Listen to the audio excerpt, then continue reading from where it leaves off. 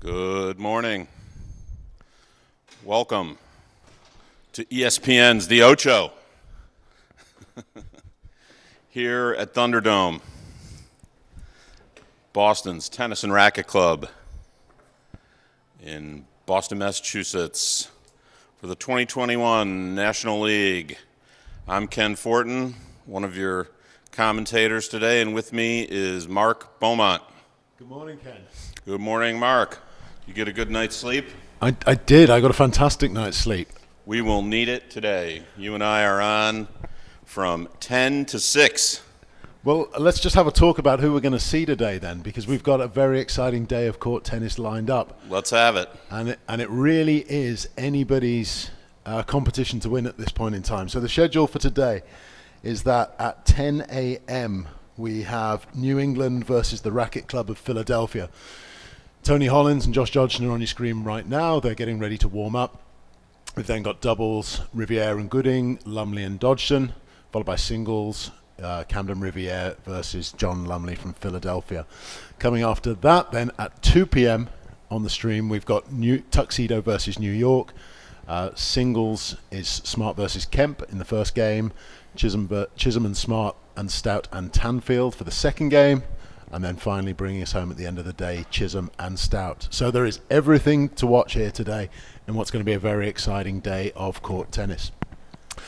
Maybe we'll just flip over as well and have a look at the standings as they are at the moment. So in terms of standing, New England number one at the moment after a very exciting whitewash. In terms of points, last night 7-0 against New York. New York are currently second then with 10 points. Philadelphia 7 points. Tuxedo 7 points. And bringing up the rear Chicago at 6 points.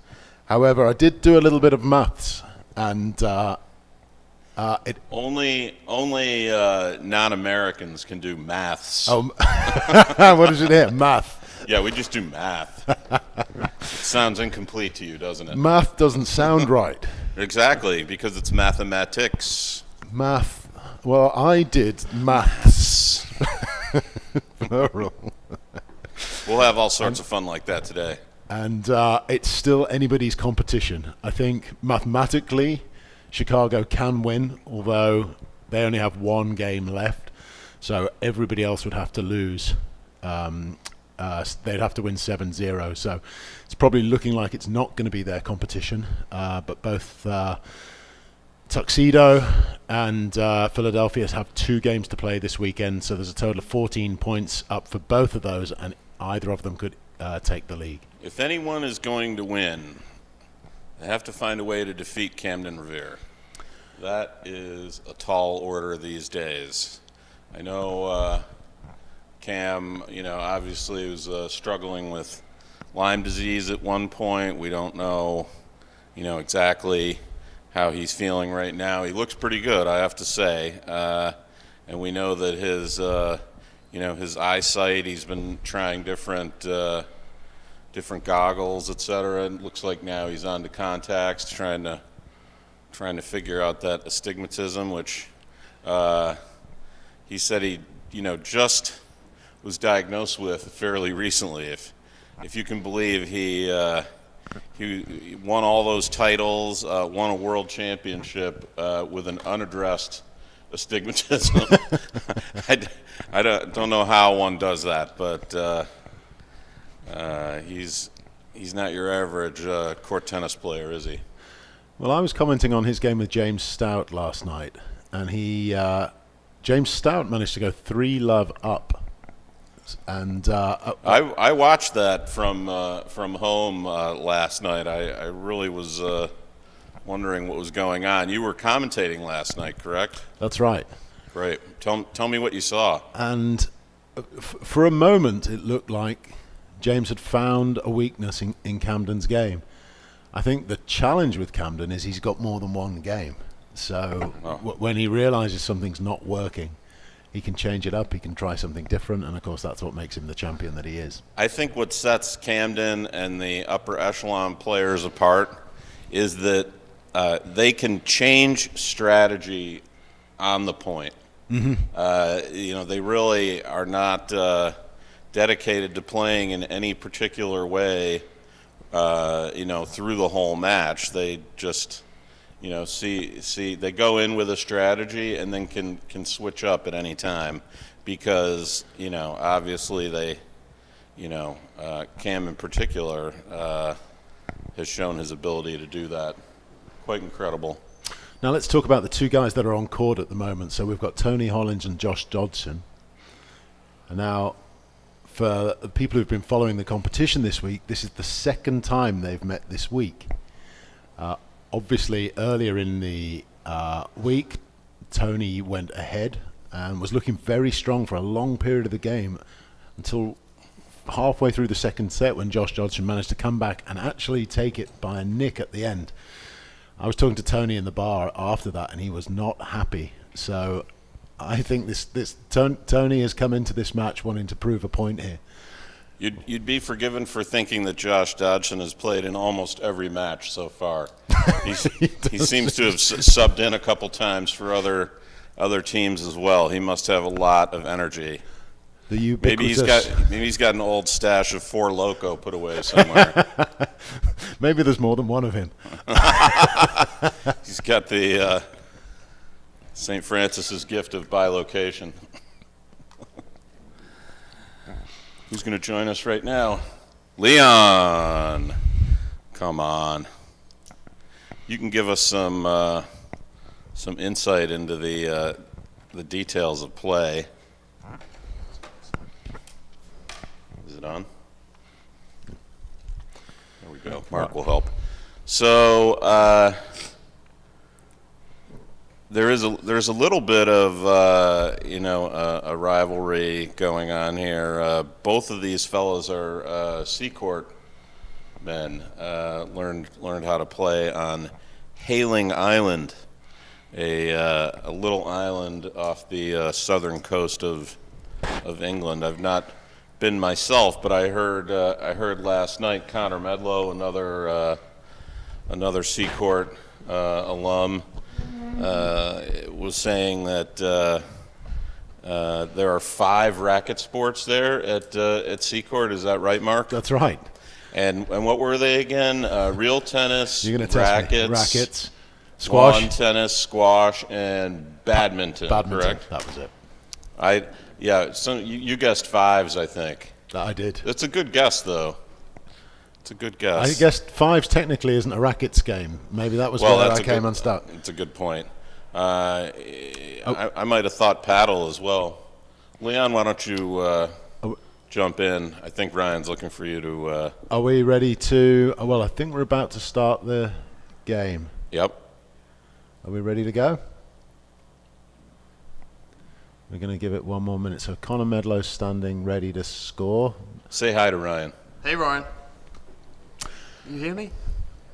Can you hear me? Is this thing on? Okay, so we're joined in the commentary box by Leon Smart. Leon obviously was the pro in Boston. Well, I say obviously, but people might not know. Was the pro in Boston for several years and now has moved to Tuxedo and has been playing very well this week as we've been watching. So welcome to the commentary box, Leon. Thanks for having me. It's great to be back with you guys. Now, you're in a position of playing number 2 in your team in much the same way that Tony is out there. Tony lost against Josh the other night. How's he going to approach this game? You know what? From watching, so I watched the end of them last match. It just looked like... Hang on. We're just starting. Between Philadelphia and New England. At the receiving end, the head professional at the Boston Tennis and Racket Club, Tony Hollins.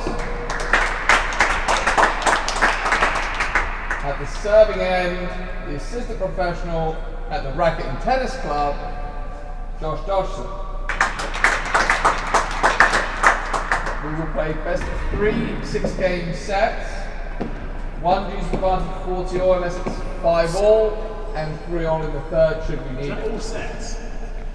5 all, 40? 5 all if those deuce advantage. Every single set? Every single set. Even the 4. No exceptions? No exceptions. No trickery here. Good luck, boys. Love all. Okay, and we're off. So sorry, Leon, I didn't mean to throw you a question right as we No were worries. starting. So how are they going to approach this game, do you think? So I think what I saw last time was Tony was playing really well. He was up. I think he was up pretty much the entire match, and then last second it seemed to get a little tight. I think Josh told me he was like 5-2 down. He actually came back and won that set. So as long as Tony can maybe keep his foot on the gas a little bit towards the end, I just think that's where he really came unstuck last time. It looks like Tony's got his foot on that gas already. He's coming in hot with the force there.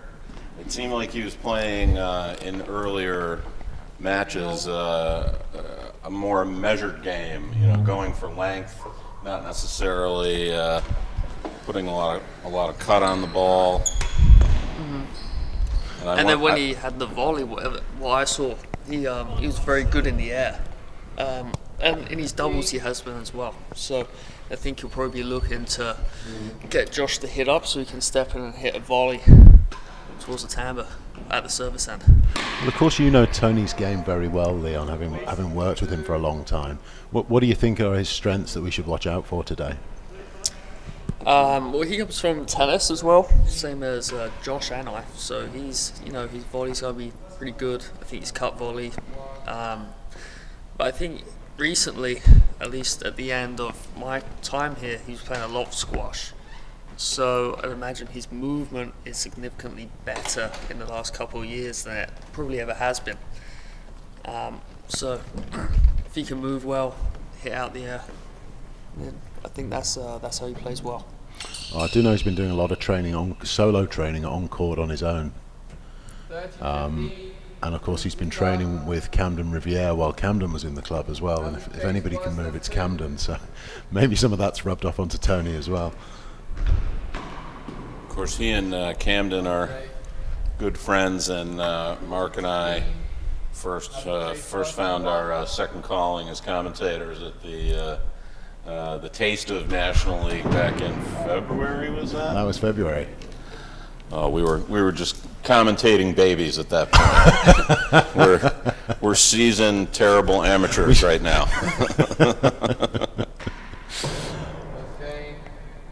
So I was talking to Tony this morning. He's restrung his racket 5 times this week already. I don't know. Do we? Yeah, I mean after you play a match with it, it can get a little loose, and you just don't want the string breaking at a big point in a match. Okay. So let's say, you're like set point down, you hit a good shot, the string's breaking, you hit the net. Just because you didn't restring your racket, you don't want to take that chance. You don't want to potentially throw the game on a big point, obviously. Looks like Tony's playing with a Graves racket today from the Prince's visit about 2 years ago now. Maybe even. I think it's more than that. Maybe even 3. Who knows anymore? Oh, good over for Dodgson. Oh, That wasn't bad in? luck. Oh my gosh. Isn't this just the strangest game, Leon, when you're learning how to play, and there's so many strange ricochets and edge shots, and I mean, even at your level, but certainly at the Duffer level that I play at, a lot of really bizarre balls flush to the wall. There's no way to practice for it either. No. You gotta kind of learn on the fly there. No, but it's funny. It's funny when you play. When I play, it's hard for me to get those. They seem like injustices to me, out of my mind. Like, oh, if I could only learn how to deal with a ball that's on the wall, my game would be cured. I'd be a 20 handicap. Don't think that's true, right? Yeah, I don't think it happens that often. Serve and return. Serve and return.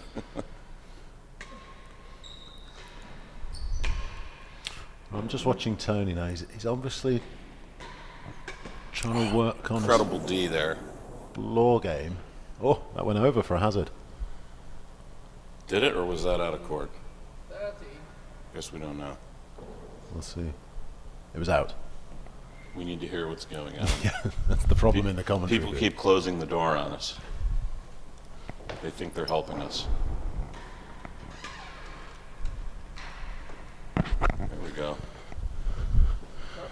So Leon, while we've got you, how has the Tuxedo Club been during the pandemic? So it's actually been busier than normal, I believe, because I actually moved there in October, and then in March that's when the pandemic started. So I guess I never really had a full normal year yet at Tuxedo. But what I do know is that a lot of people that live in the city, they left New York City to go out to Tuxedo, and they've essentially stayed there all the time through the pandemic. So we've actually had a busier season than normal. Squash courts weren't open until last weekend. We just had court tennis and platform tennis. Well, that's Another club with 5 sports. Tuxedo. Can you name them? I started a thing here now. Okay, so court tennis, One of them is swimming, I think. Right? squash, As a racket sport. paddle tennis, Paddle, or platform tennis. or platform tennis, Yep. rackets, Yep. oh, Squash. I've said squash. Said squash. What have you got so far? So you got Rackets, Yeah. court tennis, Yeah. lawn tennis, Yeah. squash, and I'm looking for a 5th. I don't know. Ping pong. Oh, pickleball? no pickleball. How's there no pickleball at the Tuxedo Club? Not distinguished enough, I guess. So we got lawn tennis, court tennis, rackets, squash, platform tennis. Wait, what did I even say? I can't remember what I said. Court tennis, Court. lawn tennis, rackets, squash, And platform Platform tennis, that's the there you 5. go. There we go. Let's talk about platform tennis for 1 second. Have you had the opportunity to get out there and play? Leon, do you like that sport? Yeah, I do. It's challenging in that the court is so small that it's like if you get guys that are, can move well, can get a lot of balls back, the rallies are super long, so you have to be very tactical with where you put in the ball.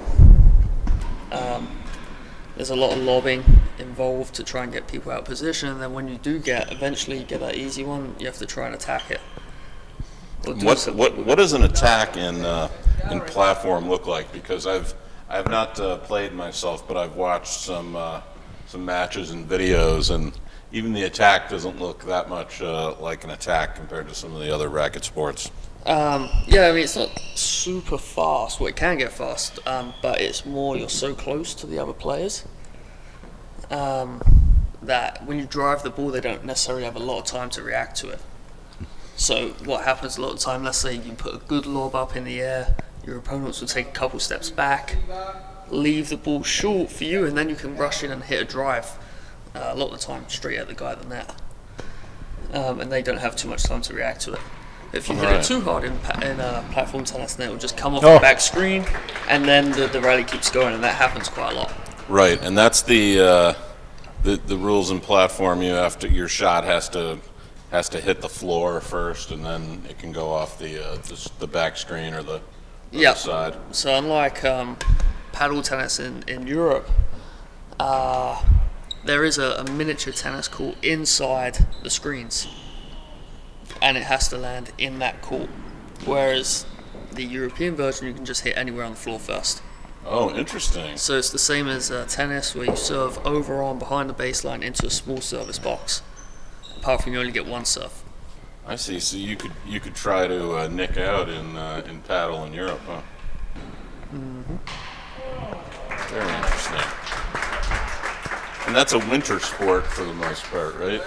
Don't people play outside with? When it actually gets too hot, the ball gets super bouncy. So it's guess harder. Point may never end, huh? Well, it's actually faster, so the point ends a little sooner. But it's harder to control. I mean, I personally quite like it fast like that, but when it's colder, you can kind of keep the ball close to the back screen. When it's warm, it just comes off the back screen into the middle a lot, which is actually tougher to control. Oh. All right, let's come back to this game then. So Great. we've got a battle on our hands, that's for sure. Great series of backhands there. It started off pretty tight. We're at 1-1 at the moment.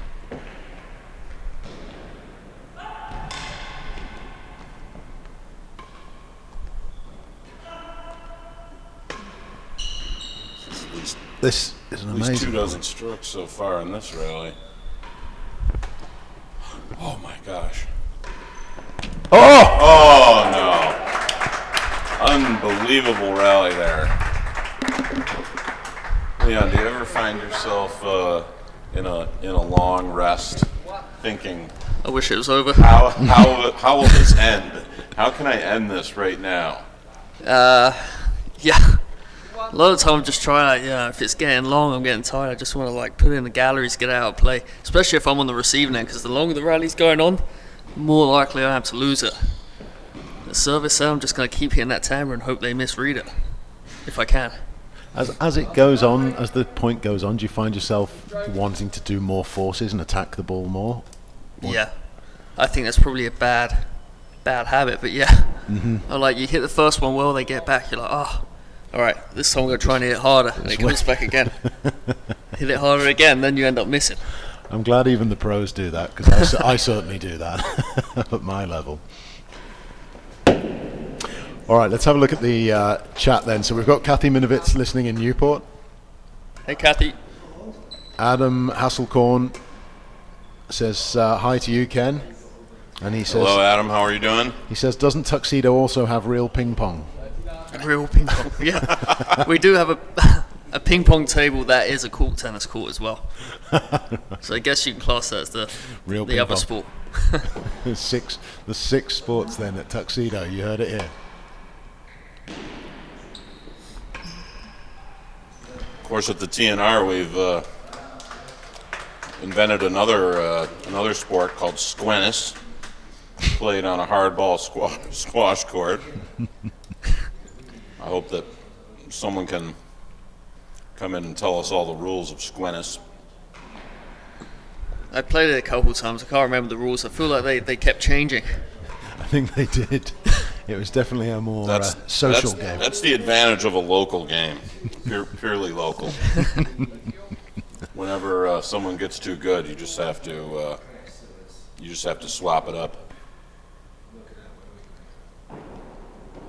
Well, so far today's game's not going the same way it did on Wednesday evening, where Tony took an early lead of 4 games.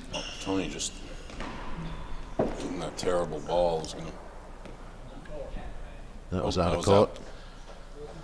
Of course, if we're going to talk about more obscure racket sports, squash tennis.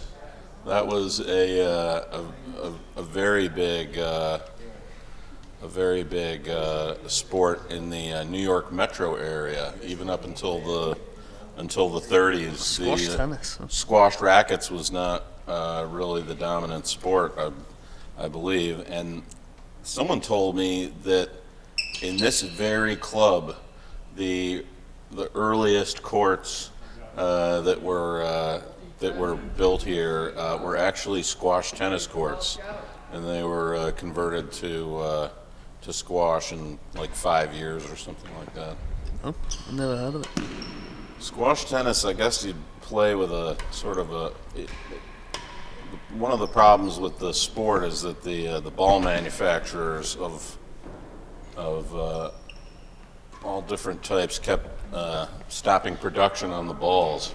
So, you can't obviously play a game if you don't have the appropriate ball. So then they started to use deflated lawn tennis ball, and I think the last championship was played about 20 years ago. I think it's now utterly and completely defunct.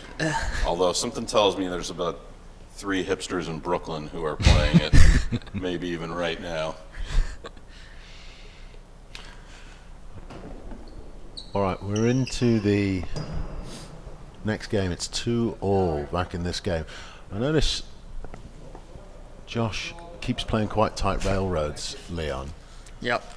That presumably is to reduce Tony's options for returning, is that right? Yeah, so I think Josh and I have a fairly similar game, and that is we're going to serve that fast railroad to bring them up the court. We know that they probably can't get that ball into our backhand side, so we'll just slide across and look for a forehand volley.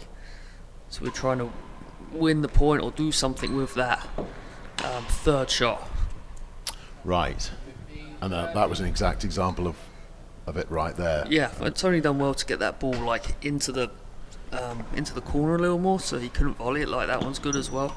And that's what Tony has to do, is try and hit the floor so that Josh can't move across and volley it. Because if he gets a high forehand volley, he's gonna just keep going to that timbre, and if he's in the timbre, he's winning. Well, let's just talk about the how the court's playing. So I heard a couple of the pros say that they're feeling it's quite bouncy and balls are coming off the back wall quite a long way. Do you find that? Yeah, I feel like you just have so much time. I feel like I'm like going to swing at the ball, and it's like, I'm swinging where I think it's going to be, but it's not there yet. So I'm like having to hold off, and then I end up like pushing it. Right. But it just takes getting used to. You just gotta wait. You'll probably, I don't know if you can hear them on the court, but you'll hear a lot of us say wait for the ball, because it is slow. Right. So we're like rushing, and then we're getting too close to it, not giving ourselves space, and then you can't hit a great shot. You get it over, but you're not gonna do anything with it.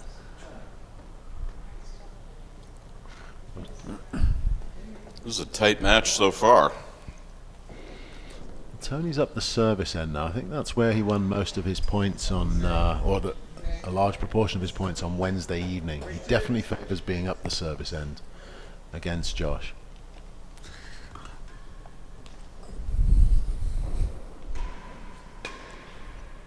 Oh, that was a great shot. Great shot, T.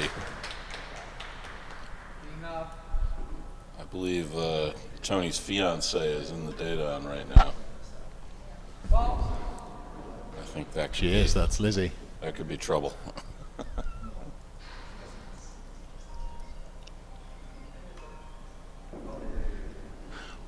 Let's just talk how the court or the playing surface has changed throughout the week then, Leon. So it's got progressively hotter throughout the week. It's 75 degrees here today in Boston, so it's a warm day out there. Plus also these balls are starting to look a little bit bashed about. What do you expect the balls to be doing today in particular? There's a general rule: when the balls get hit about and they get a little softer, it actually gets even slower. So the ball come bouncier. Even like yesterday when I was playing it, I felt like I put a lot of backspin on some of my shots, and the ball just wasn't coming down. Maybe it's because I didn't hit it right, but it's I would expect today when I play my match that if I put that same amount of spin on, it's going to do even less than it was yesterday. So Right. I think perhaps driving the ball will probably be a little better if you can hit low back wall and run it out, because if you're hitting cut floor back wall, it's just not doing that much unless you hit the cover off it. Right. So you can actually see these guys, both of them, especially from the receiving end, just driving it around. They're not looking for like that better than one chase. They're happy to take chase 6 and come to the service end, and then drive it from the service side. It was interesting in that last game. I noticed that Josh forced it twice at the dead-ons, and both times Tony framed his return, didn't get it back. Now Josh has taken a 4-2 lead in games. I'm just wondering if to your point, Josh has just decided to attack a little bit more. Yeah. And put Tony under a little bit more pressure. Leon, I'm curious what your response is to crowds in this game while you're playing. Do you like a big crowd, a small crowd? Does it have any effect on you? Are you thinking about the crowd while you're playing? I think definitely a big crowd's better. have a little bit more atmosphere in the match, especially if it's a close match.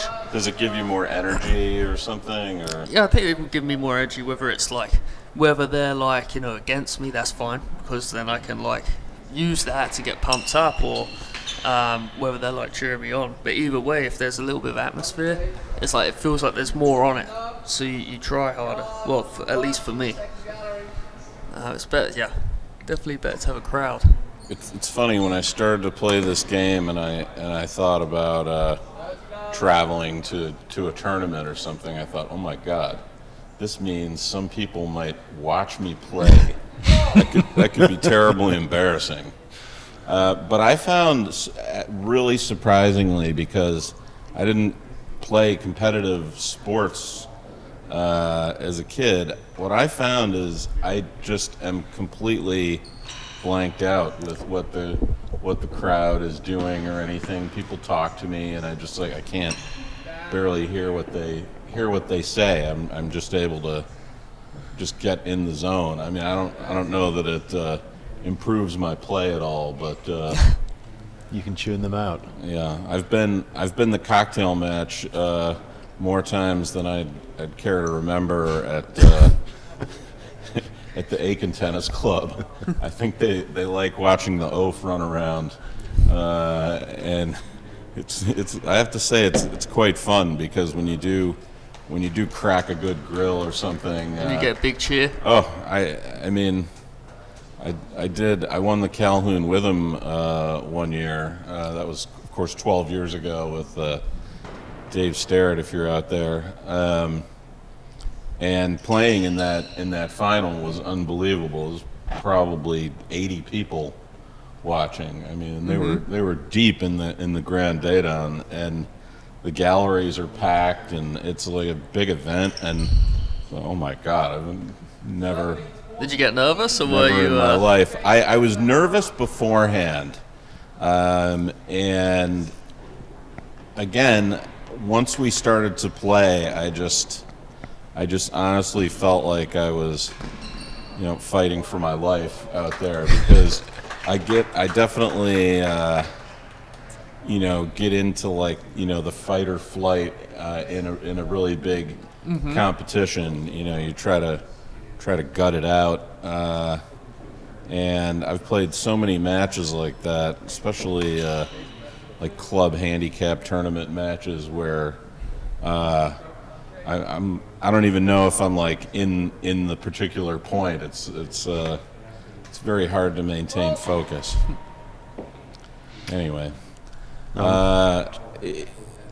this game is just it's so mental. I've been saying that all week. I can't really compare it, but it just seems like it's more mental than some of the other games, because there's just so many more possible tactics in real tennis. There's a lot of tactics. For me, I think the hardest thing is the swings in momentum. So, let's say you get, you're at service end for 3 games. Those 3 games, if you're not returning well, just fly by, and that's half a set. You're. That's right. And then you're on the back foot. And an example of that was my match with Connor yesterday. I felt it was pretty one-sided in the first set, and then it was pretty one-sided in the second set. And it's, it just. And for racket sports, that is unique to this game, right? Because you need to earn the serve. There's no no changing serve every day. Yeah. So when I was playing game. lawn tennis, I knew, all right. Let's say I had a bad, game, return the serve game. I knew that I got the serve. I definitely would get the serve next game. So it's almost like a reset. Plus, you sit down every 2 games. You sit down, you have a drink, the match essentially stops for whatever it is, minute, half, 2 minutes, and then you start again. This game, you have a quick sip, change ends, and then you keep going. Yeah, this game can be pretty grueling. How's your body holding up? I know you've been playing this game now at least 10 years now, right? More? No. It started when I was about 19 at Middlesex University, and then I played for a couple of years. Okay. And then I left. I didn't play actually moved to Mississippi, so I left for 2 years, and then I came back in when I was, I don't know, 24, and I'm 29 now. But it's only I turned pro when I was 24-ish. I was going to guess 43, but maybe it's just the beard. All right, 5-3, Josh Dodgson. So Josh has taken the lead. Now, when I was speaking to Tony earlier, that was not his game plan. So we're gonna have to find out what Tony's plan B is and hope that he's got one if you're a New England supporter. These two guys obviously know each other very well. They both came out of Seacourt. The story is that Josh Dodgson was a tennis player, and Tony turned up at Seacourt as a I think to work in the bar. He was a bartender. He was a bartender. That's part of his scrappy biography. Not like Josh and Connor playing junior tennis, little kids getting lessons. So Josh was one of the Tony guys fought his way up. that got Tony into this game. So these guys know each other very well. So Tony's going to have to be figuring out now, how does he save this set? Now he's 30 points ahead. He needs one chase. So he needs... That was a fault. Well, it looks like he's on his way to turning it around, but let's keep an eye out for those shifts in momentum. So let's just see where this set goes.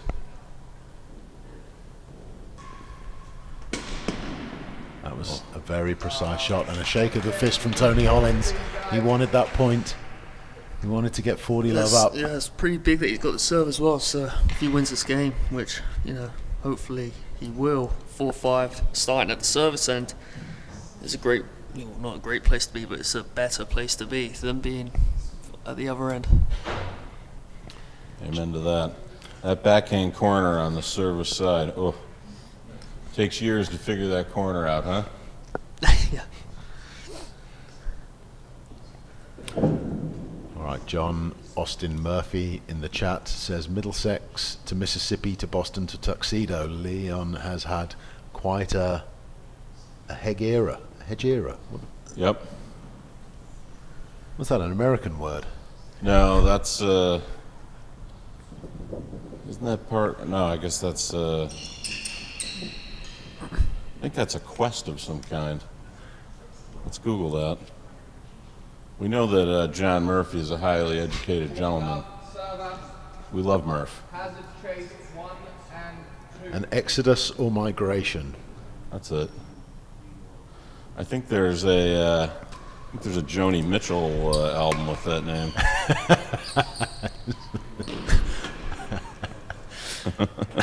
Ryan was laughing at my. Oh, here we go. Okay. Enough music talk. See if Tony can close this out. We'll come back to Joni Mitchell albums. Uh-oh. We'll be moving on to the Pixies after this. Okay, shout out from Hollins. Not happy with himself. What can he do? That was on dead-ons. Coming down hard on. And that's last gallery. There we go. The other night I was wondering if Tony had ever heard the song Tony's Theme by the Pixies off their Surfer Rosa album. The song starts, "This is a song about a superhero named Tony.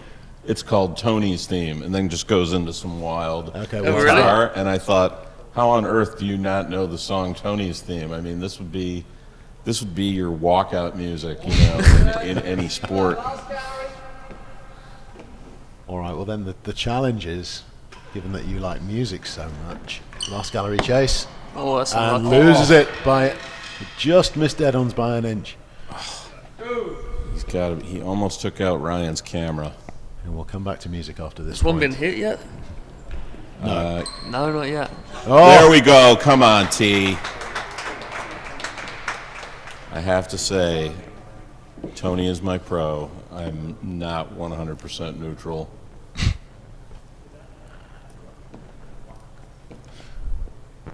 Advantage Tony Hollins. Oh, and a great Touched Shot. it. touched it. Touched It's a it. point. He got it. 4-5. 4-5. Come on now. Okay, so the challenge for you then in terms of music, Ken, is to figure out a song that's got the word Josh in it. You've got one for Tony. I don't know if we're going to come up with something as cool as Tony's theme for Josh. Maybe somebody on the chat can... There's a lot of weak musicians named Josh, but Oh, so apparently Joni has a superb new version of Both Sides now, says John Murphy. excellent. I like Joni Mitchell's later stuff where she plays with Jaco Pastorius, probably the world's best bass player ever. Electric bass, anyway. Colbert Cannon says there is clearly a "Where is my mind" joke in here somewhere. Who says that? Colbert Cannon. Fantastic. Where is my mind? Where? Oh! That's a great song, too. The whole Pixies catalog. Well, Ooh, ooh. it's still anybody's set. What have you thought of the serving so far in this game, Leon? It seems pretty tight to me. Yeah, both just serving railroads, really.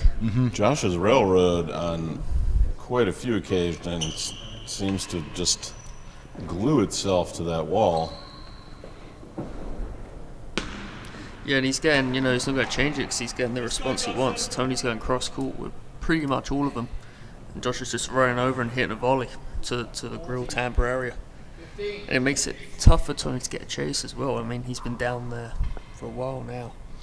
Of course, if you try to go up the line with a ball, Yeah, so Yeah, it's a tight. little hard. But Did Tony leave that for a Yeah. hazard chase? left that for a hazard. Of course, Which if go ahead, Leon. I was just going to say, like, a big point to leave it for a hazard. Now, Josh can just basically smash that return anywhere for the set. So, I don't know if maybe it was better to try and play that.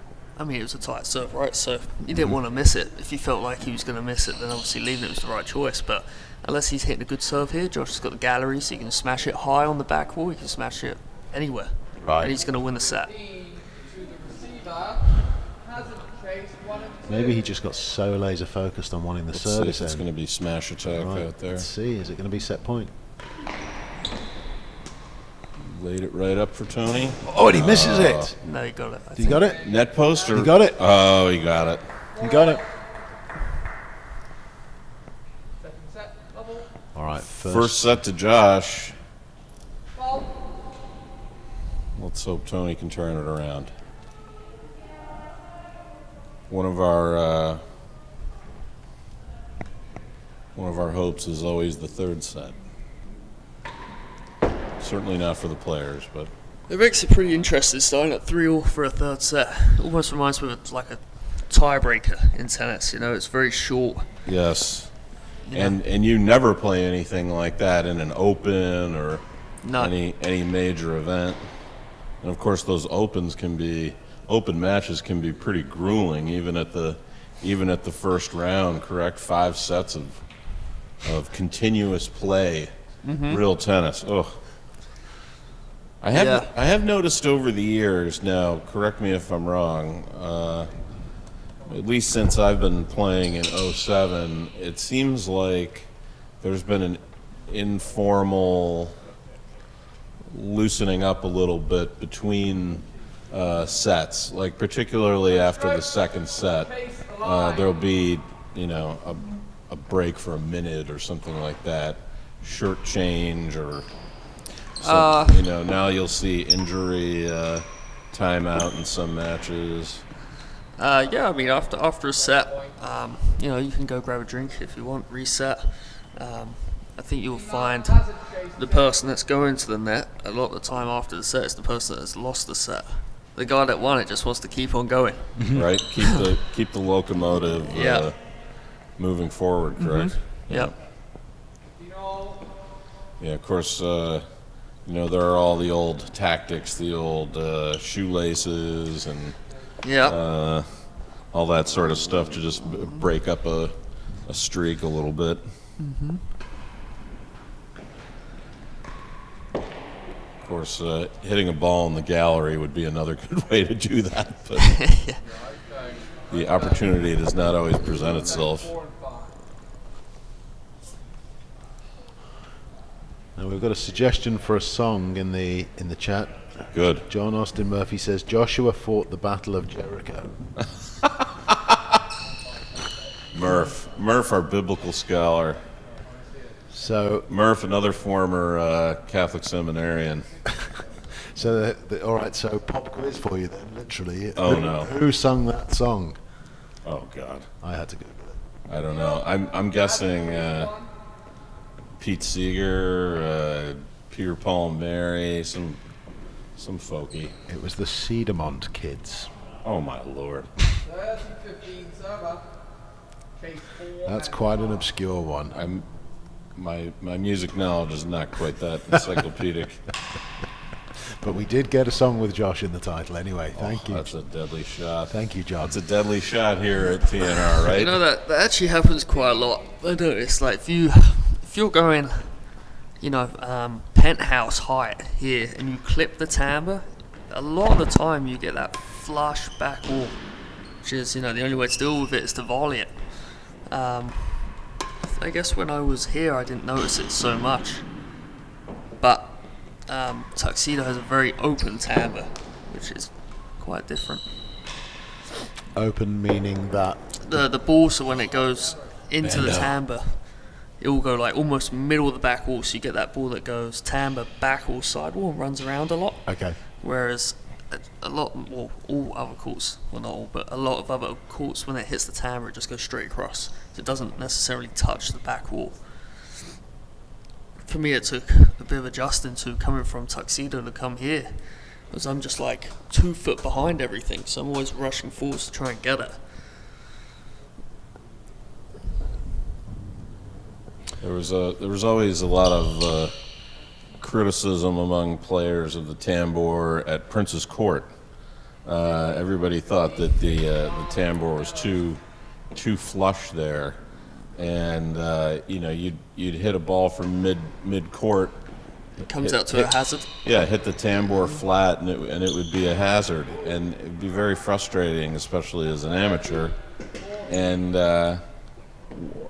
when they apparently Haven Pell was saying that when they were looking at the court and looking at ways to improve it for the new court project, which is Temple said last night is slated to break ground in this July.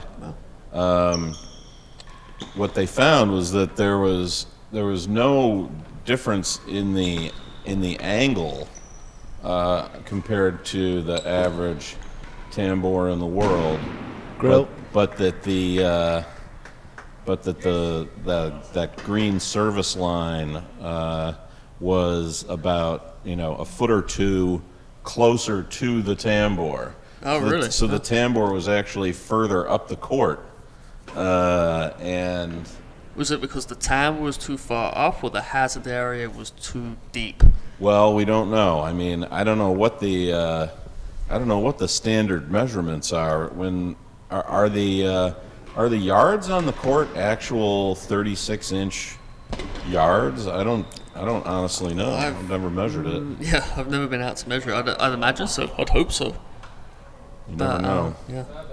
We were talking about French feet the other night, the 14-inch foot. Well, It's hard to play in France, because when you play a match there, I'm always on a regular court. I'm pretty sure where 3 yards is and what I need to hit. Yeah. On French courts, I'm like, I have to look for the line to see where it is and what I need to hit. Correct. You've played Paris? Mm-hmm. That Couple is- of times. That is quite a peculiar court, isn't it? Yeah. I mean, people were saying this one is bouncy this week. Paris is another level. Yes. I remember the first time I went out there, I felt like I was playing lawn tennis the way the ball's rising up off the floor. It's worse than Philadelphia. Philly's another bouncy one. better than one chase. Josh will go for the force, we presume.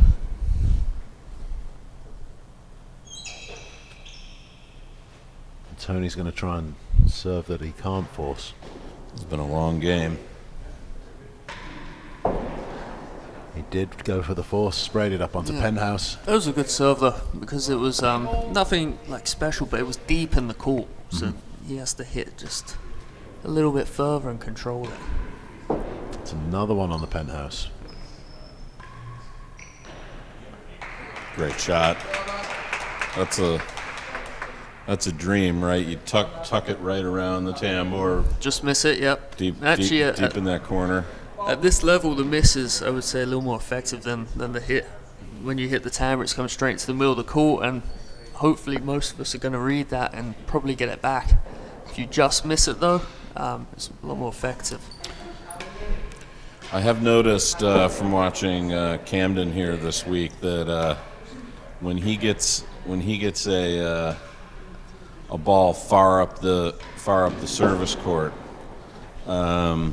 he will hit that ball without too much pace right into that corner sometimes, and that's a very effective shot. I see some of the other guys just want to pound that ball, so they'll pound it into the side wall, and on several occasions I've seen that ball go directly onto the competitor's racket, which I'm sure is not what the striker was looking for. Yeah, if you're going to hit in there hard, you've actually got to try and hit the back wall first so it rolls out. If you go hard floor back wall, then it will pop up because it's rising off the floor as it hits the back wall. Right. And it gives them a chance.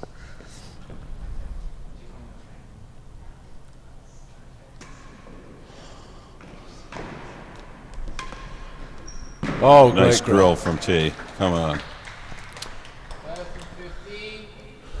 Well, Both of them sticking with the railroad, though, not change it out. When Tony did change it up, he was actually quite effective. we've seen probably more high sidewall serves here than I'm used to seeing this week. Leon, have you served some of those? I can't recall. No. But that was a lot to do with who I was playing. So I knew when I played James Asher, he was probably going to hit a lot of balls quite hard. So if I serve him a loose short ball, he's going to hit that. So I served actually a lot of bobbles to him to try and just keep him at the back of the court, make him hit the whole length of the court rather than too short. And then I played Connor, who's left-handed. So if I serve something high, unless it's like super tight, it's pretty easy for him to turn on. Right. As a left-hander, what I struggled with yesterday, and left-handers can disguise their force, their main wall force, or that boast across the court really well. So I serve railroads to try and keep him on the backhand and limit his options a little bit. I do notice that the lefties, almost to a man, will, if they can, just really tuck themselves deep in that corner to turn on the service return. And sometimes, to me, it looks like they're so tucked in there that there's no room even to swing. But they always prove me wrong. So obviously, I'm not seeing what they're experiencing. Yeah, it's just hard to see what they're going to hit when they turn on the return of serve. Yes. They can hit an inch late and it goes, it's a boast, an inch earlier and it's straight and fast. Yep. If you have the time to hold your shot in this game, it seems like a good skill to try to pick up, because if you can keep your opponent guessing for another half second, I'd imagine induces some panic. Mm-hmm. Maybe you're not panicked. I'm panicked for you as I'm watching. Oh, that was a tight shot into the corner from Tony Hollins. Tony's got a little ahead here. 2-love. Looks like Josh is sad that Tony found out about this game right now. Oh my gosh. Stayed look in at play. that. I don't know why Tony's cross with himself for that. That was unplayable. That was, I love those grill around the world shots. And one of the interesting things, Leon, in this competition is that coaching is allowed from the sidelines. And you might be able to see on the YouTube stream that in the side gallery we've got a bunch of spectators, and of course one of those spectators is just visible on the stream is Camden Riviere, Tony's partner. So every time they change the nets, there's a couple of words exchanged between Camden and Tony. What do you think Camden might say to Tony right now, or what would you say if you were coaching him? Coaching Tony right now? Yeah. I mean, he's playing a little bit better, I think. I think he's just finding more balls on the floor in that cross-court return, so Josh is hitting the railroad. Josh was doing really well when he was getting across and taking the ball in the air.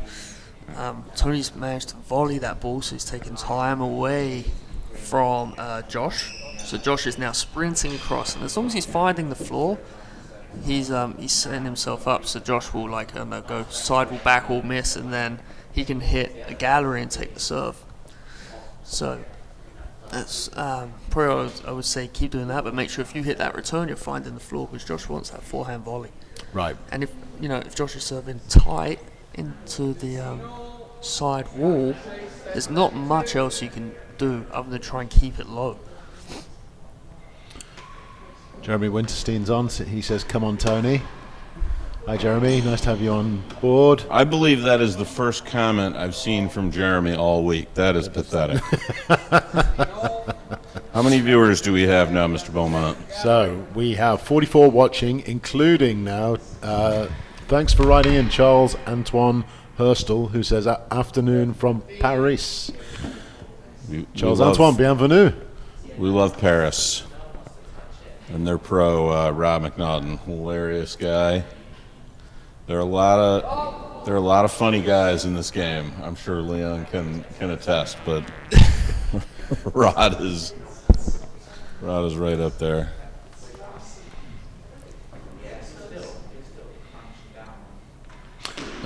Michael Doe Tennis Nut says the Boston court looks great. One observation that we made last night is that on the live stream, the floor looks very shiny. Now that, to a certain extent, I think is is by virtue of the angles of the cameras, which point down at the floor and then show a particular reflection of the light. When you're on court, does it feel quite as glossy as it looks on the streaming video? No. At least not for me, because I spent a lot of time on this court, so it's really, I don't notice it at all.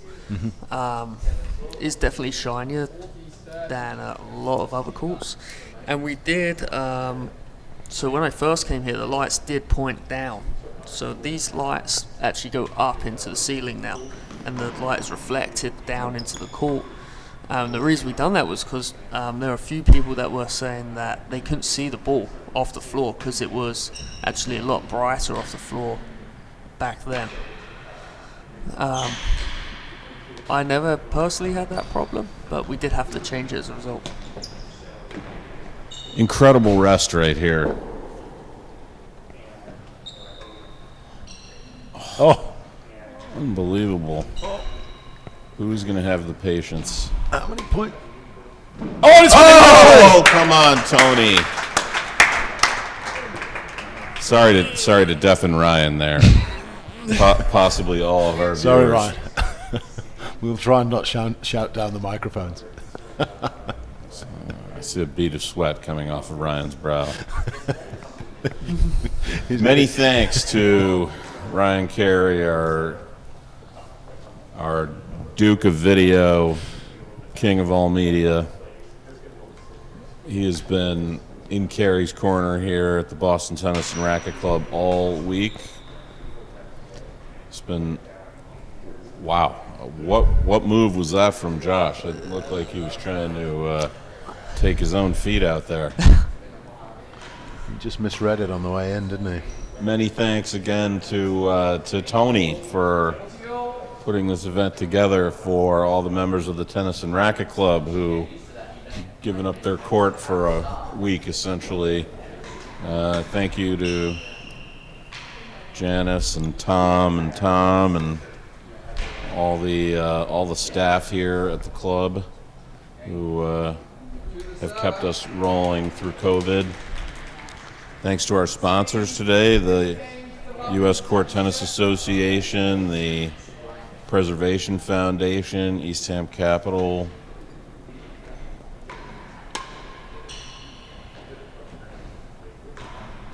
Oh, there we go. I've just noticed a few times when Tony blocks Josh's force, he's allowed the ball to spray up for then an easy subsequent ball from Josh. Oh, that was a great idea. That was a bad miss. Not executed the way you'd hoped. All right, presumably in response to your criticism of Jeremy Winterstein, he's now back on the chat and said we need new commentators. I might agree with him. Yeah, I might agree too. Jeremy, we agree with you. I noticed when I was flying solo a few days, there weren't a lot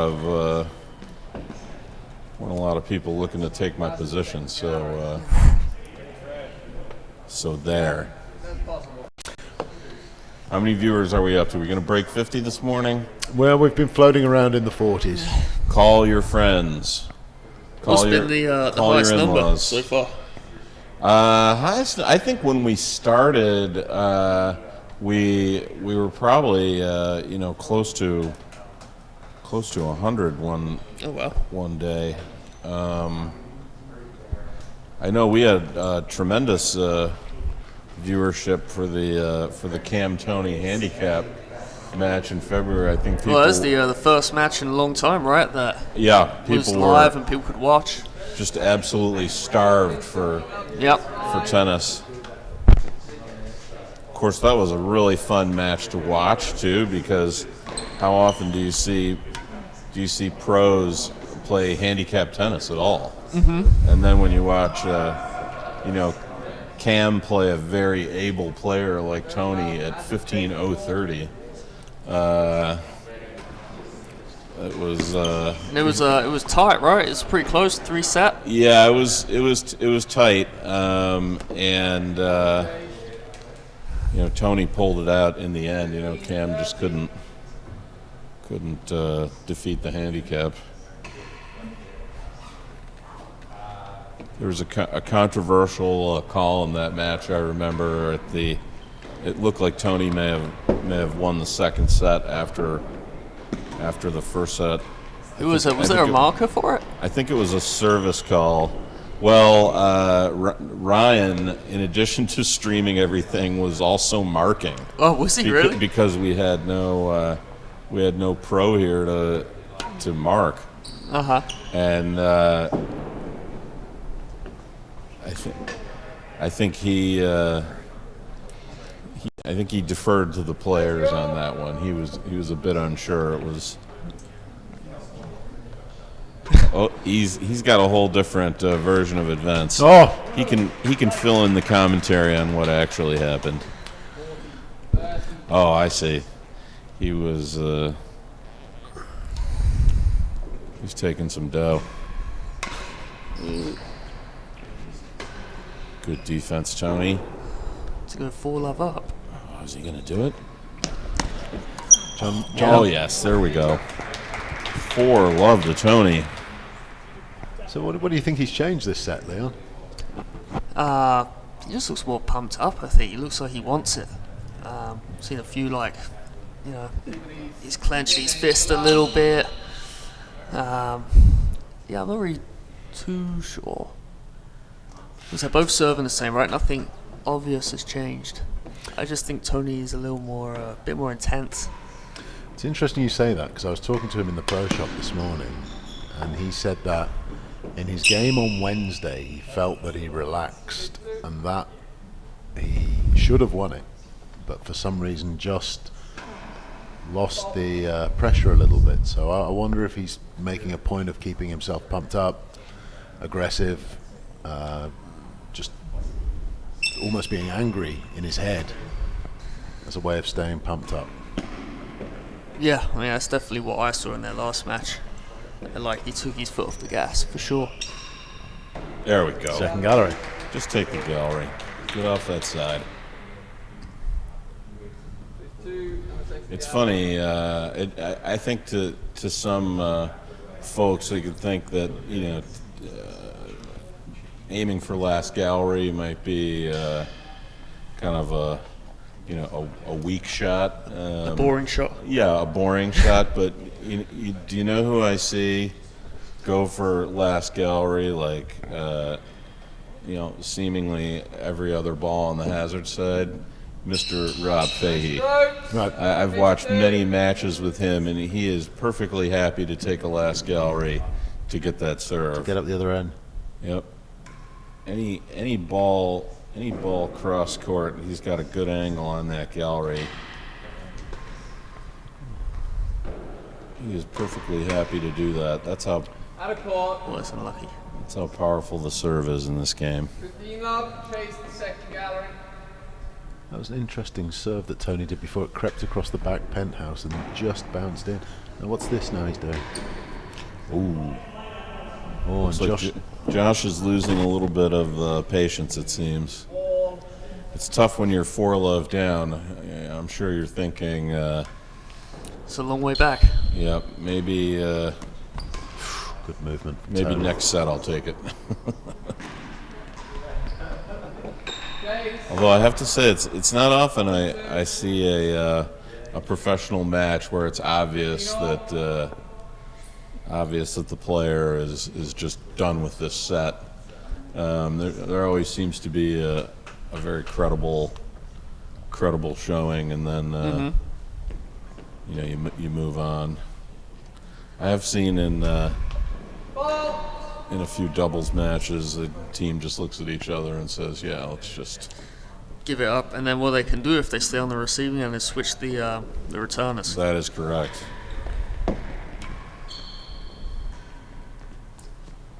Sometimes I wish I could switch the returner when I'm playing singles. I crack myself up.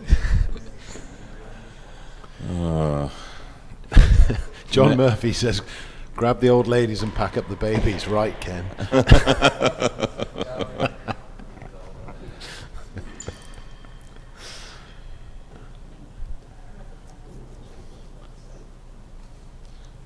Any viewers from the UK out there, from Australia?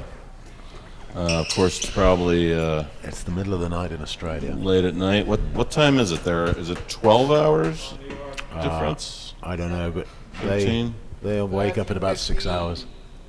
To the receiver. Chase 1 and 2.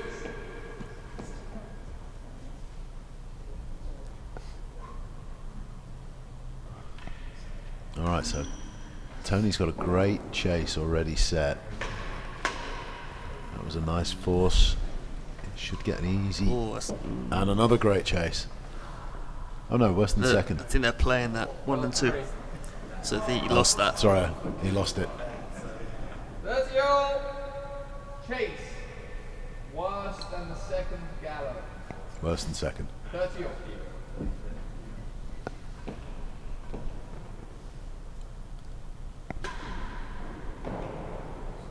Out of the ball.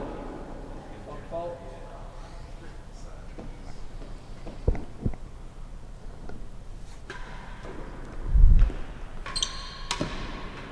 He's going to have to run. Lost the chase. It's That was the unlucky. door.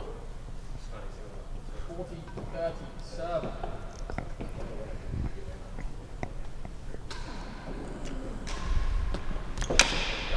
Great service return. Deuce. It's a Chisholm style cut volley there, boy. Did Josh hit that just to make sure to give away the point rather than lose the service end? I think he tried to get it. It's a good shot. It's definitely better for him to, I think, lose that. Because if he lets that go, it's a good chase. And, he's probably not going to win that point. So it's better to keep the serve.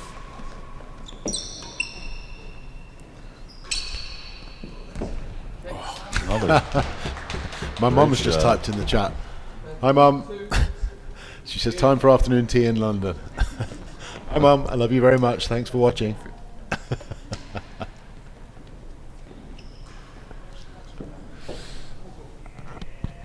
She's watching from Tunbridge Wells, Kent, just southeast of London. Half a yard.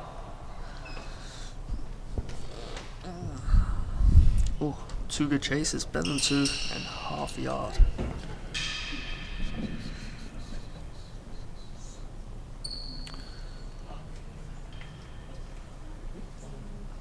Juice. Sorry, better than 2. Juice better than 2. Hey, here's a question for you then, Leon. Jeremy Winterstein says, how does the Boston court play compared to Tuxedo? For me, firstly, it's a bit bouncier. That's not a huge thing. The big thing is the timbre. Timbre in Tuxedo is just so hard to get used to if you haven't played there very much. I feel like just after like a year of playing there, I'm starting to get comfortable with that timbre, and it's just because the ball goes so deep, so you have to essentially I feel like I'm standing on the back wall when that ball hits the timbre. Whereas in Boston, it goes almost straight across. So that's the main thing. So, trivia question to YouTube streamers.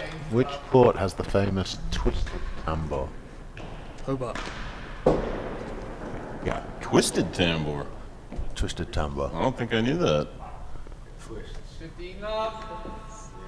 Top is different to the angle at the bottom. Is that on purpose? I don't think so. Due to 18th century engineering. Shifting concrete forms. Well, almost. Running away with this set. Is there a more stylish looking player than Josh Dodgson? He has such flourish out there. Who has more flourish than Josh? Cool. The chat room's really going today. Colbert says YouTube is the most wholesome. Court tennis chat on YouTube is the most wholesome selection of the internet. Where else do commentators tell their mums they love them?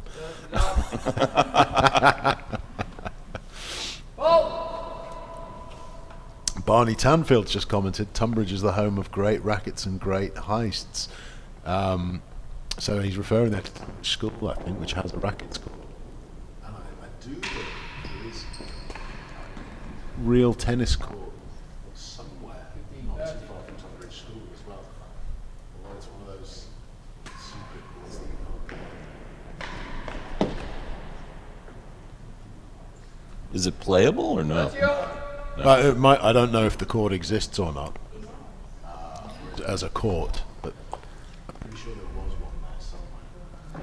That's a frustrating thing about being around here. Is there's a court at the Myopia Club north of Boston that's now housing lawn tractors or something like It's that. the big shed. Hard to take. Just like the old rackets the rackets court at Lakewood. They did an excellent job, of course, with preserving the tennis court, but the rackets court is still standing, of course, because how can you knock it down? But it's just a meeting space now. That's one of it was in Boston. Yes, this court here was actually one of the later courts built. There were a couple on Boylston Street, and then there's one on the current site of the Back Bay Tea Station. If you want to read the history of all these courts, I believe there's a good bit written in our annual reports and on the USCTA website, which is uscourttennis.org. I said .com earlier in the week. I got the stink eye from the Duke of Video, Ryan Carey. Well, great D there.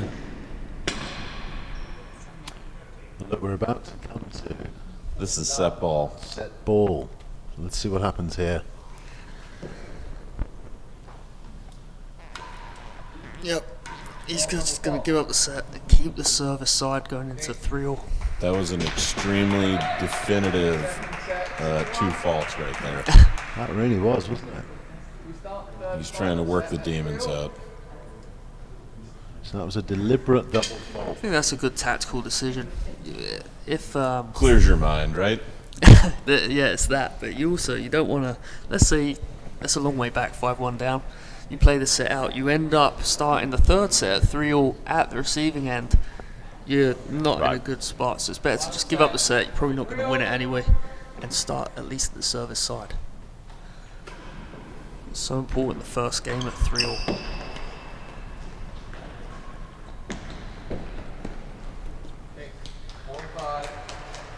Well, he's going to end up on the service center and the hazard end anyway. Good tactic, though. He's got a little sweaty look about him. Now, because this is a, we know this will never go 5 sets, Leon. When you play one of these National League matches, do you tend to change? I don't want to say effort, but do you go sort of all out right from the beginning because you know you're not going to have to last 3 or 4 hours? I think no matter what the match is, you go give it your best all the time. But when it's a best of 5 set match, it's more like a marathon. So you wouldn't necessarily get too disheartened if you lose a set. Right. Right. You lose a set in this format, then you're in trouble. Right. If you lose the first set in the best of 5, it's like, all right, that's almost like could be a warm-up set. Yep. If you lose the first set here, you have to win everything going forward, right? Yeah. So that's I think mentally, it's everyone's going to play as hard as they can all the time. You don't play any harder just because it's a 3-set match, but there's less on the first set, or even the first set really. Is that high sidewall? Is it tight enough? Oh, not quite.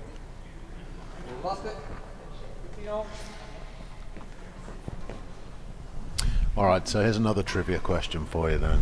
Oh no. Which court has a fat green chase? A fat green chase? Am I right? Do you know what I mean? Mm-hmm. Or maybe I've got that wrong.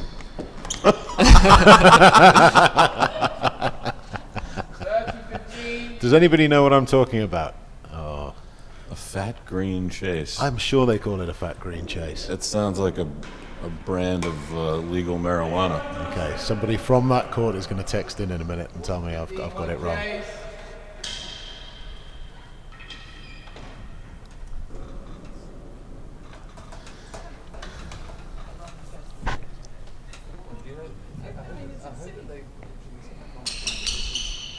Matt Mitchell, our president, was telling me yesterday that TNR has fared pretty well during COVID. We didn't lose too many members. There were a few temporary conversions to social membership, but the vast majority of members hung in there. We didn't have to lay off any staff.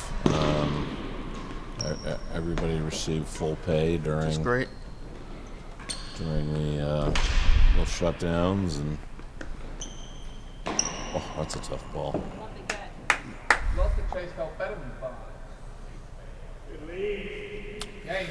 All right, so Hollins needs to find something here. Yep, Tony's got to get back on the service end, eh? All right, so the answer to my question then, I think, but somebody can correct me, is press that ball.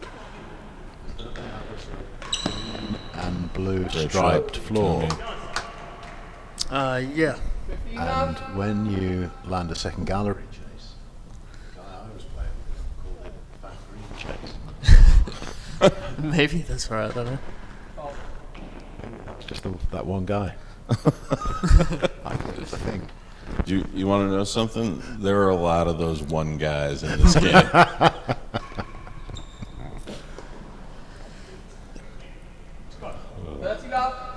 honestly, of all the sort of, associations and groups of people in my life, the real tennis community is by far the most interesting one. There's some just wonderful characters in this sport. That's obviously part of the privilege of the game, to get to meet these people. I'm going to use a British term now. There are quite a number of anoraks in this game. Do you know what I mean by that? I know Mark what you and mean. Leon? You do or you don't? I do not.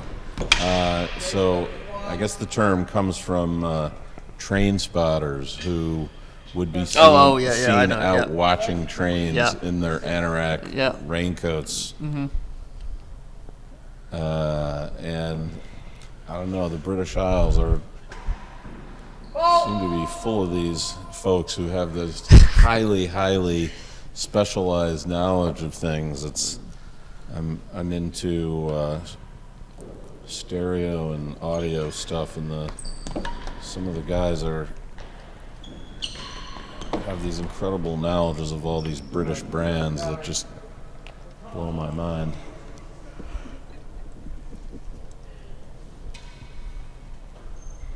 Hazard first gallery. Okay, 2 chases. One's a great chase and one's a bad chase. Hollins 30-15 up, so he'll fancy his chances of maybe getting the first chase as long as he can defend the dead-ons. To take it to 40-15. He's got to fancy his chances of getting this game. Reminder that we are Mark Beaumont, Leon Smart, and Ken Fortin.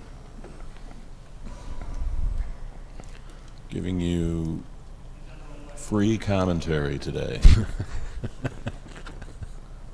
Let's keep moving. And as they say here, you get what you pay for.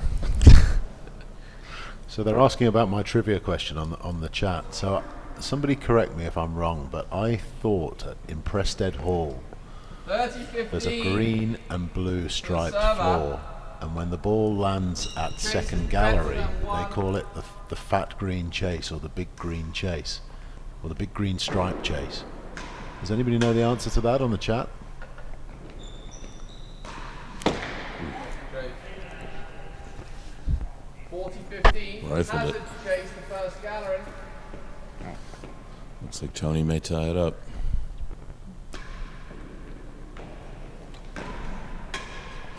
Oop. Sprayed high.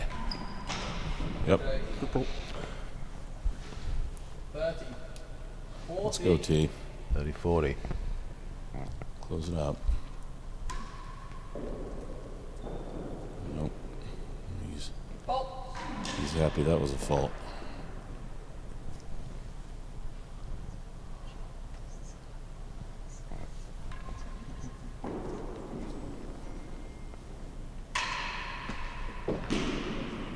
Worse than 3. Oh no.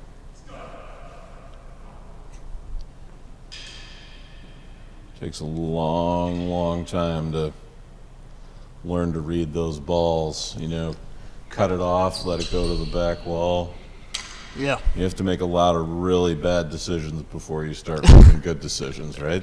Yeah, those the deep ones are tough. They're the ones that really come down fast. They've been hit with a good amount of backspin. Chase is worse than 3. Interesting. Camden didn't give any advice to. I guess the advice is just keep doing Tony. It's Oh.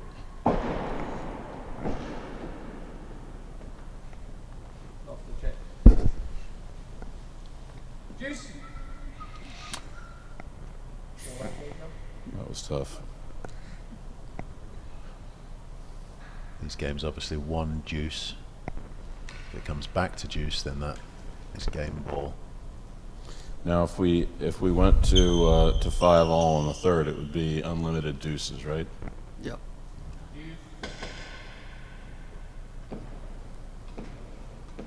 Fuck ball. You're right. That's a good ball. Incredible shot. I think that's why he was doing so well when he won that second set comfortably. He was hitting that volley return off a railroad. There's not much you can do with that ball. Even if you get it back, you're just going to lift it. You definitely can't hit the grill or do something with that shot. And then he was taking the gallery.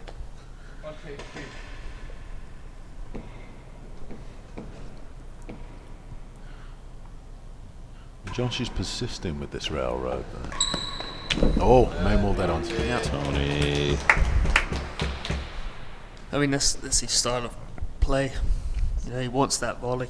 He feels like if he can serve well enough, he will get that volley and he'll probably win the point with it. But that serve, that last one, for example, was just too. It wasn't tight at all. So Tony had a free swing. Chase, worse than 1. We do know Tony loves it, main wall dead-ons. That's one of his favourite shots. Fault. Something he practices here in the club with Tom Pickett. Actually, I've seen him practice.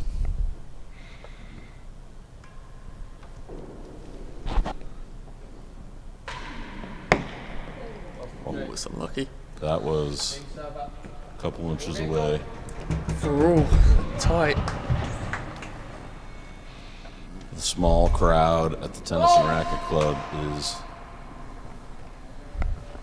showing some signs of rowdiness. John Murphy's just said he loves the court trivia. Thank you, Mark. Well, thanks for listening, John. I appreciate you being out there. Just stay tuned, because I've actually asked Temple Grassi to get us some more court tennis trivia for the next game. And Temple is a font of knowledge. So stay tuned. We'll have more trivia for you coming. It's all going to have to come from his mind, because I'm not sure he knows how to work his phone.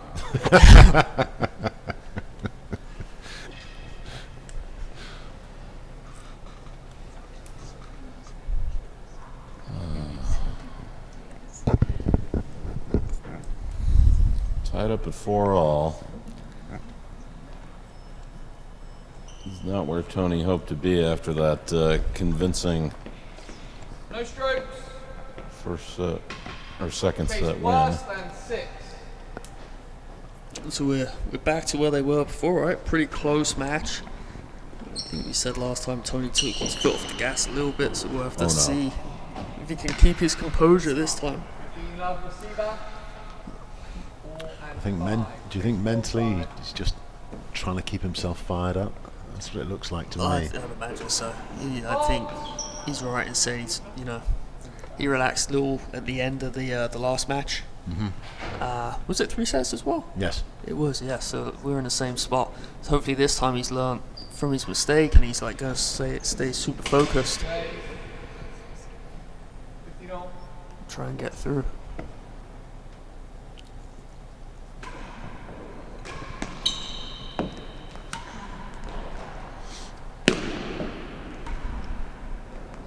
Oh, he just misread my. it. He thought it was going through and it just clipped the edge of the timbre. 30-15.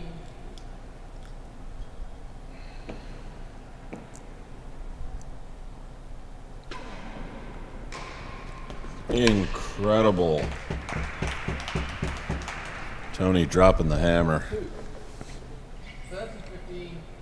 Sub.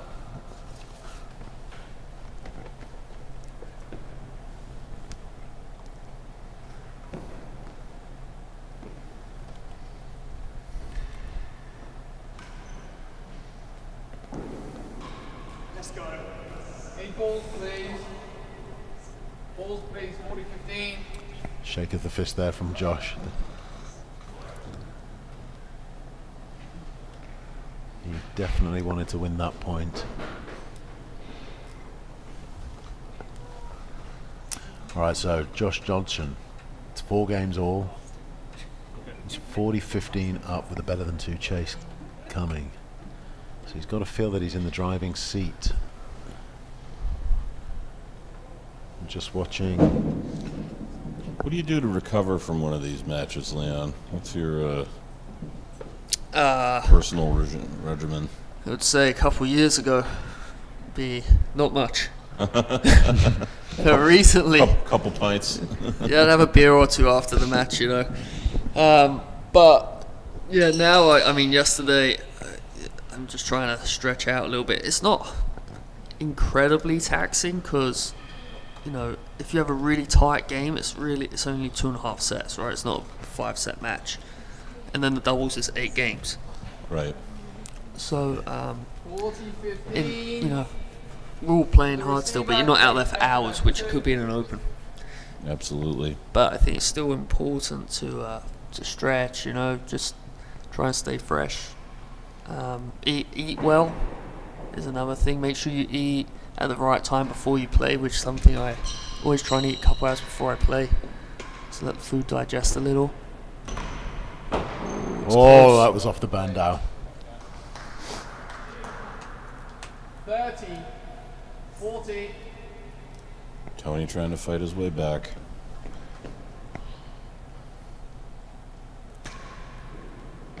Oh.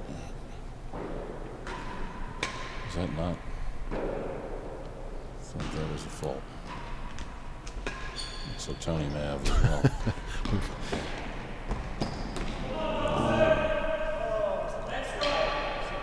5-4. So Colbert Cannon's betting on Dodgson. At this point, it takes incredible concentration. So Hollins has got the service end. Come on, T, slow it down. Good serve.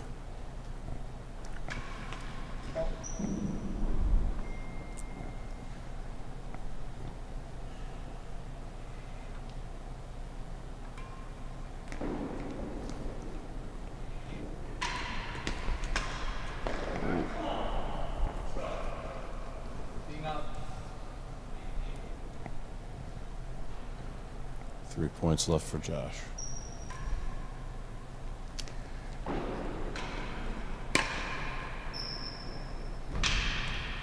Great return by Hollins. Oh!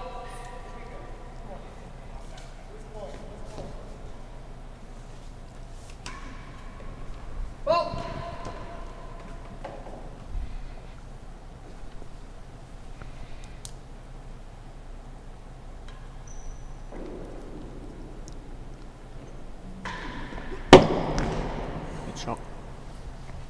30-15 to the receiver. Very effective shot. Base.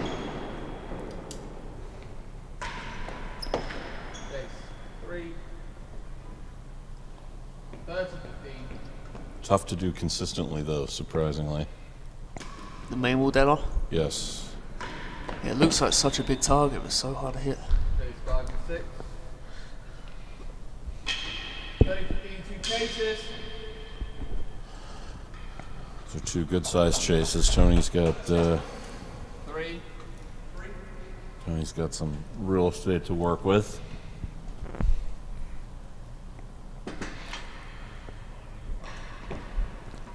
Mark, is Mike Gooding playing in the doubles next with Camden? He is. Well, in fact, I'll give the lineup after this game. I don't know about you, but I'm sat on the edge of my seat here. You got it. Fantastic.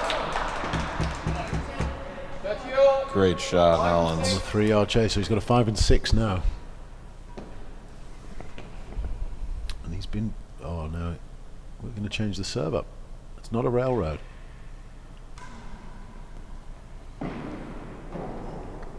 Back penthouse. Tight shot from Tony.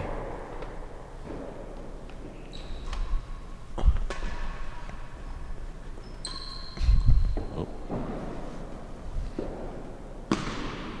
Flush.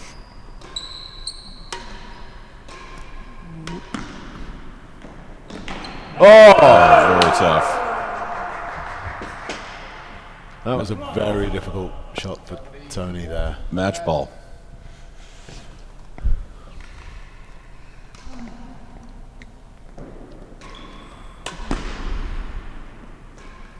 It's a good ball.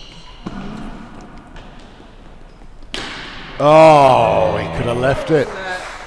And there it is. So a wonderful game of tennis there. Unbelievable bad luck for Tony right at the end there, but I think we've got to give that was a great win to Josh. He's done it twice this week. A wonderful competitor and a wonderful game of tennis to watch. Up next, then, we've got Mike and Camden in the doubles versus John Lumley. Mike Gooding, Camden Riviere, and John Lumley, and Josh is going to be back playing as John Lumley's partner. So do not go away. The stream will cut. You'll have to re-log in when we come back for that game. Leon, thank you very much for joining us in the commentary box. Thanks for having Yes, me. Leon, thank you very much. Absolute pleasure to have you here. This is Mark Beaumont and Ken Forden, and we'll be back in about 5 minutes.